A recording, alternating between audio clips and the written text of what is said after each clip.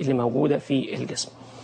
ما هو علاج السعال المزمن؟ أبو فرح من الأردن، ورق اللبلاب. ورق اللبلاب وده على فكرة معمول في ألمانيا، وأشهر منتج للكحة في ألمانيا معمول من ورق اللبلاب.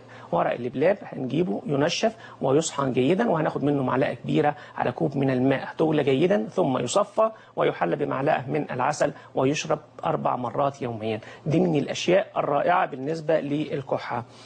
الرسالة التالية وصفة لحساسية الصدر لطفلة عمرها 9 سنوات. النهاردة إن شاء الله الرحمن الله المستعان